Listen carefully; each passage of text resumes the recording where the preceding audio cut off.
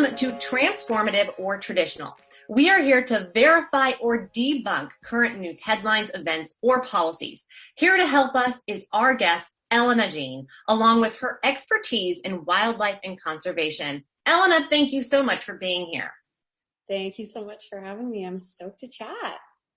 Well, so now we invited you here because you're an award-winning documentary filmmaker, photographer, and creative entrepreneur.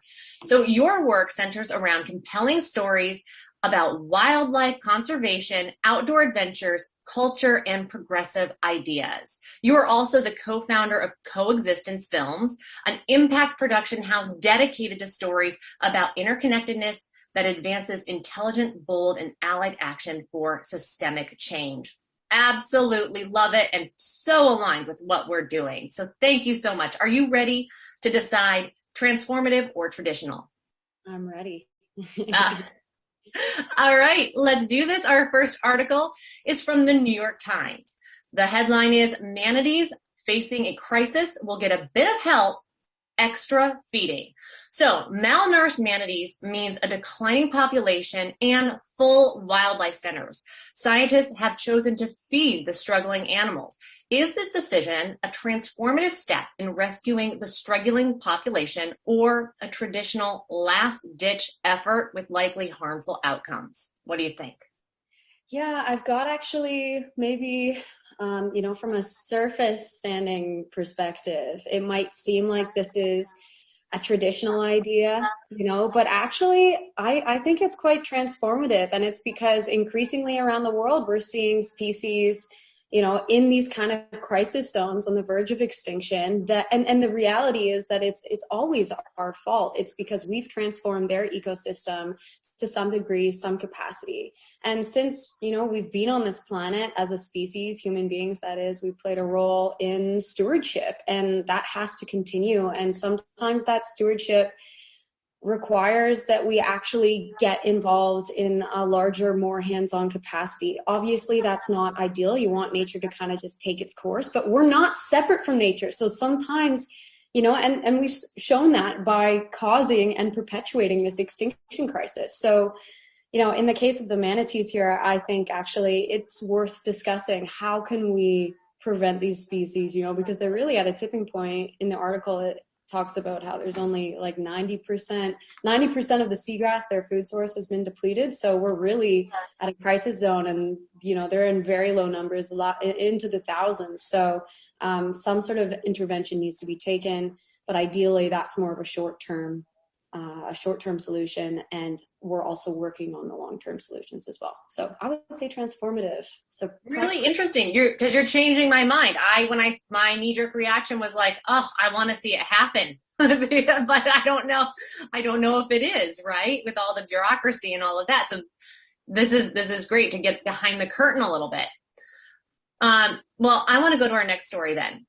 The next one is from The Guardian, and its headline is Coastal Species Are Forming Colonies on Plastic Trash in the Ocean, a Study Finds. So colonies of I'm going to mispronounce this, neopelagic communities, and anyone out there, correct me if I said this wrong. Are neopelagic. Neopelagic? Yeah, I think so. I think it's just pelagic. I think so. All right. Hey, no. I'm learning things as I go along with the show as well. So they are thriving in ocean plastic habitats. While these organisms seem to have evolved to live on waste, there are no signs that they help decompose anything. And the floating structures can be a danger to other wildlife. So transformative or traditional? I would say it's a bit of a traditional article in that we've got this.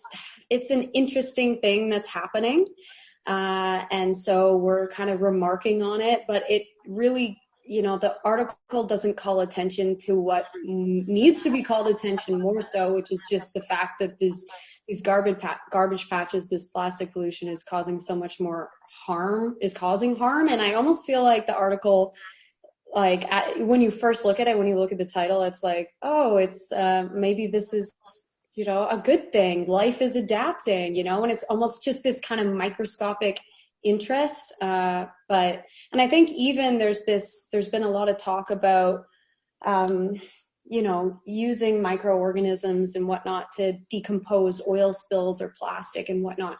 When, again, you know, back to the manatee issue, we need to be looking at the root problems and root solutions as opposed to just band-aid solutions, you know, dealing with things in the aftermath. We need preventative measures. How do we find alternatives to plastic? How do we reduce our plastic pollution?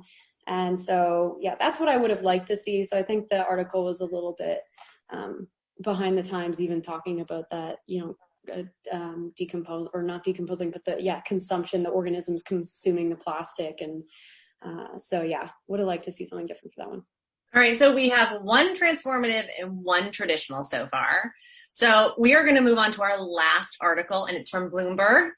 And it is headlined, China is building the world's largest national park system. So a little bit behind the curtain here, the network of national parks will span over 230,000 square kilometers. While this is a great project on paper, China has a history of conservation areas with little management or legitimate protection. Is this a transformative plan for preservation or just empty words?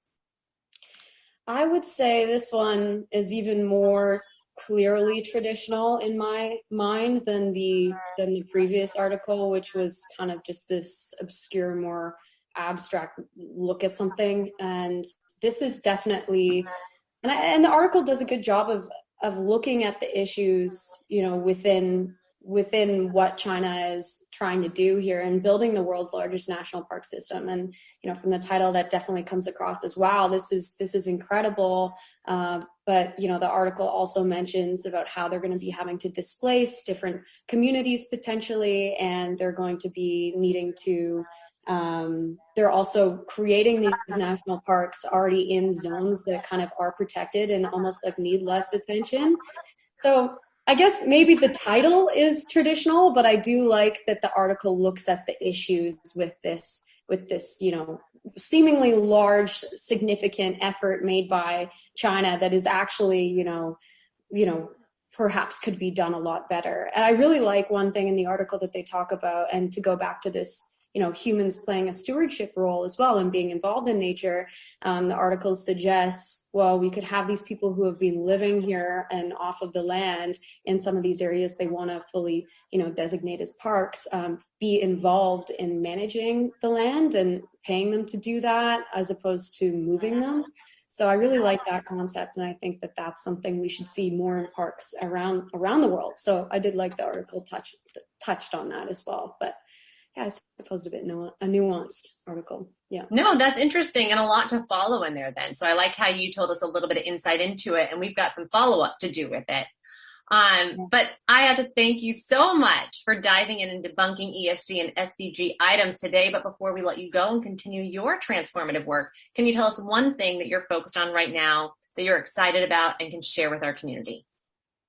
Yeah, well, I say we because there's a team behind me that's worked on this incredible documentary called Coextinction, which we just finished, and now we're in kind of the distribution phase. So we've been taking it around to festivals across North America and the world, but it should be online and available to the public in, I hope, late winter or spring next year. But it looks at the southern resident killer whales, which are a critically endangered population of orca off of the Pacific Northwest, and tries to identify why are they going extinct and how can we save them. And in the process, it becomes a story, you know, as we try to uncover this, it's a story about so much more than just the orcas, right? And that's why the film is called Coextinction. And really it's an example of what's happening around the world. You know, we're seeing coextinction. We're not seeing species go extinct in isolation. You know, it's other species that are so intrinsically connected to these species, you know, that are disappearing. And so there's cascading effects across trophic levels within ecosystems, but also, of course, we're, you know, connected to these species and ecosystems. And so the management and conservation of species really needs to be looked at holistically. It's intersectional environmentalism is the new environmentalism, right? So yeah, so Coextinction is kind of our first full feature film that takes a look at that and is trying to bring that to the forefront. And we'll be working on more films in the coming year that also look at that as well. So yeah, I'm excited. That's incredible. Yeah. And I know how much work goes into documentaries, so very exciting. And how can people support you, follow what you're doing, get involved? Yeah, so Co-Extinction, the film, is, on Instagram or on social media. You can go give us a follow there, or you can, and that's Co-Extinction Film. You can also follow me at elena.jean, and you'll see pretty much what I'm up to. I'm on all the platforms, as we all are. As we all are these days. I'm not on Twitter, though. You have to draw the line somewhere. Yeah. All right. Well, that is it for this week's Transformative or Traditional. If you would like more insight into implementing positive ESG and SDG outcomes, follow Systems Changer on social media or dive into our community think tank of experts. You can find that at systemschanger.com, and that's changer without the E. All right. See you next week.